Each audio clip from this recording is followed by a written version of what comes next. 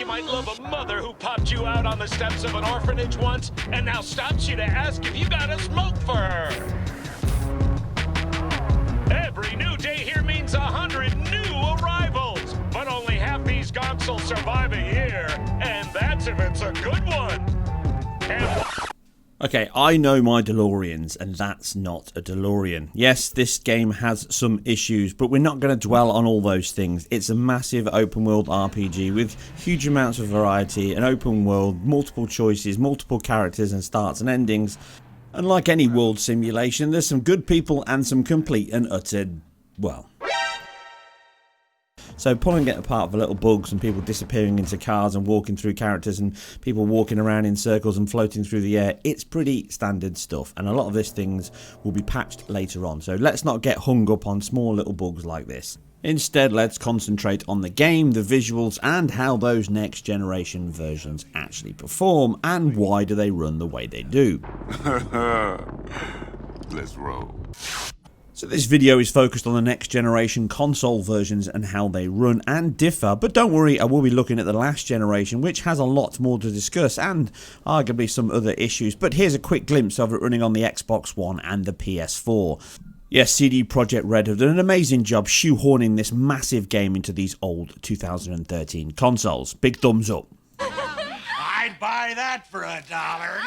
So the first thing is, right out of the box, I tried the disc versions on both next generation consoles, and the PS5 version works perfectly and plays, albeit it appears to be the PS4 version. That means it's capped at 30 FPS, it's a lower resolution, and it looks quite buggy compared to the patched version. So I don't recommend you play this version because you don't get the best version at all, but it is an option. You can't play the Series X version on the Series X because it doesn't work from the disc. It actually actively picks up that it needs an update for it to play on that next generation version. Now, that's normally a negative because that means if you've bought this by accident on disc and you don't have internet or you don't want to connect, you can't play the game, and it says it supports Series X, which it does, but that's a bit frustrating because that's the first problem I have with any game, and that's why I love physical media. The fact that you have a disc you bought for a console that you cannot play. That's basically DRM. But understandably, this is because the backwards compatibility, which both of these consoles are running this game in, is more embedded. And as I mentioned before in my previous videos, this is something that Xbox have done to make it more like a PC. Therefore, it actually actively uses the hardware better than the PS5 does. The PS5 is effectively running the best quality version of the PS4 Pro with an unlocked frame rate. So, frustrating thing, but once you've patched it, you can then play it, and the difference is, on the PS5, you do not have any option to change the visual quality, the frame rates. You're just stuck in what is effectively the same as the performance mode on the Series X. The Series X, you can choose between the two modes. So, the quality mode is locked at 30 FPS, but obviously it has the option there to bump up that quality of resolution to a higher level, improve the ambient occlusion, the shadow maps, the screen space shadows, and obviously cap the frame rate at 30. But it is pretty consistent, and that resolution output is increased up to a maximum I can see here of 2880 by 1620. Now, it may be dynamic, but I didn't pick any points up where it is. This is a conversation I'll touch on in a moment. So if you are interested in the sharpest, cleanest version, by far and away, the Series X has the best option because that's the best quality version you've got. And that's come because of the fact it's running on the Xbox One X, which is the most powerful of the last generation consoles, and arguably it's probably a deal also put in there between Microsoft and CD Projekt Red because they've got marketing contracts on, and that's absolutely standard. More than likely the team was stretched thin anyway, that's obvious by all the delays they've had. So the PS5 version and the Series X version for next generation next year, the proper release version, remember these are patches to existing console versions, so these are PS4 and Xbox One code. They are not genuine PS5 or Series X game code. Look at my other videos and discussing that. I'm not going to go over it again. So all that aside, it's the best quality version for visuals and resolution because it's the highest, 1620p. Like I say, dynamic possibly, but I didn't catch any points. So moving over to the performance, which the PS5 and the Series X share. Obviously, you have the choice on the Series X, you don't have it on the PS5, but they both run at the same capped 60 FPS, or at least it's not locked, but it is capped. Now, there are some of the differences I'll cover in a moment, but patching the 1.04 version here on the Series X and playing out this open section, it runs beautifully, 60 FPS locked. There's no issues, it doesn't judder, it doesn't skip.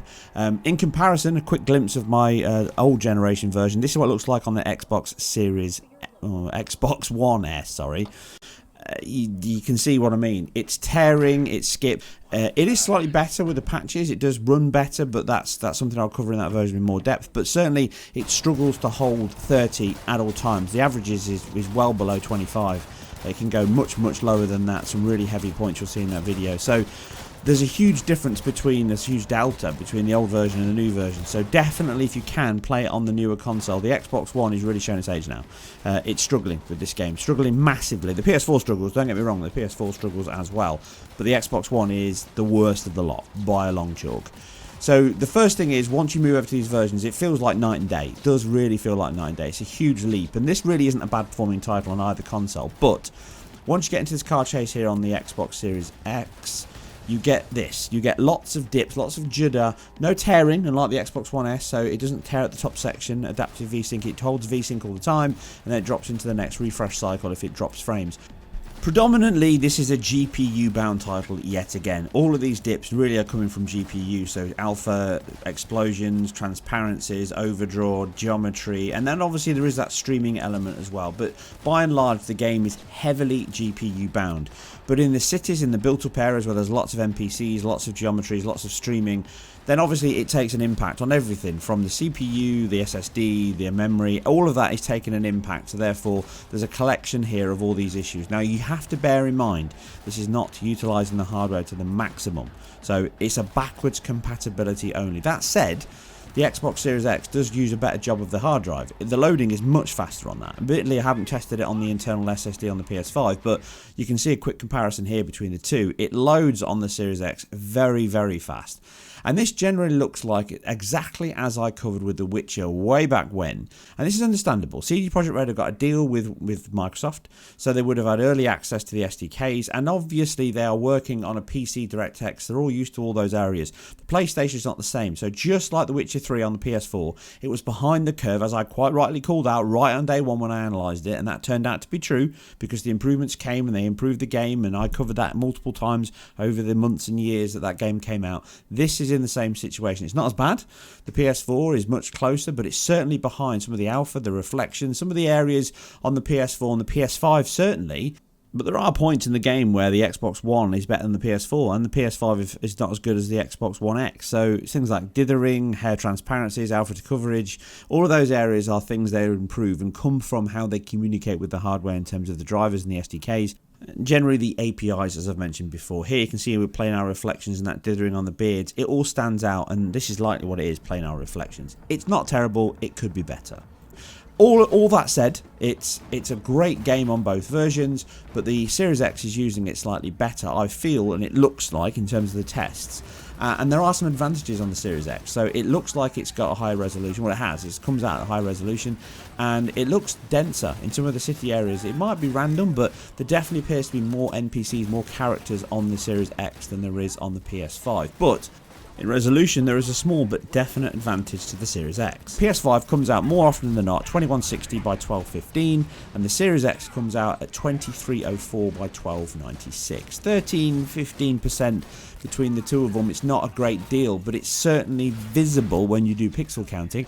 Now, both of them don't appear to be dynamic in the 102, but the 104, the PS4 does appear to be dynamic. The Series X, I don't think it is. Now, I will cover this. I only got this morning. This is all done today, this morning, before this video came out. But the PS5 and the PS4 now have a bug, it appears, where the dynamic resolution scaling just consistently goes up and down, up and down. So if you're standing still, you can see the screen blurring in and out, in and out. I'll cover it in the PS4. It's much worse on that because of the low resolution. But they do need to work on that issue because it does stand out. But when you get into the game itself, you can see that the PS5 does better at the streaming combat sections and putting data in and out than the Xbox Series X. It's slight resolution, it's not got less NPCs in this particular section, but it's certain other sections it has. It doesn't perform as bad as you would think it should in the BC mode. It's quite impressive, in fact, considering what it's running at. But you can look at my other video in terms of how the BC mode works on the PS5 and the Series X. Links below. I'm not going to discuss it again, but you can see there, look, that sequence doesn't load in on the PS5. It doesn't load in the explosion and the crash. It looks quite bland, and that happens more often than not on the PlayStation versions and left often on the Xbox versions. But once you get into these dense areas, walking through the crowds, loads of people, this is, like I say, 1.04, The Xbox Series X is struggling. And the resolution is slightly higher. The density of the crowd, as you can see, it does definitely look higher. It might be random. I'm not going to 100% say it, but it does look like it is higher on the Series X, and that would explain some of the dips. But the PS5 just doesn't dip as much. It does dip. It's got these jitters that you get from the saving and loading points, which it happens on all versions. It's worse on the PS5, those points. It can take 60, 70 milliseconds on the Xbox Series X, and it can take 170 milliseconds on the PS5. But in combat, in walking around, in driving, everything else, it's the throughput of the system, the PS5 is better. But like I say, there are some differences in the resolution and the density of characters. But a lot of these sections here are as close as I can get it like for like, and you can still see the Series X is struggling a little more. This is on the external hard drive on the PS5. It's on the internal hard drive on the Series X, because that's just how I installed it. I will move it over to the PS5, but the space is limited more on that than it is on the Series X, so I don't want to waste it if I can get away with it.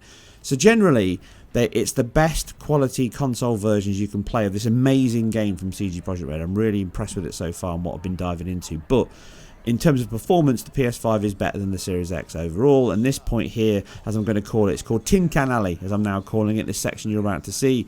It's the new Novigrad that I'll be using for the repetitive tests. I will inevitably be covering this game over and over again when all the patches land. But Tin Can Alley is a good example of how bad the game can get in terms of low performance, right down to low 40s and then obviously low 50s on the PS5. So a pretty big delta there, upwards of 10 frames per second, so you know, upwards of 15-20% difference at any one point, but the averages hang themselves out, 56 versus 59.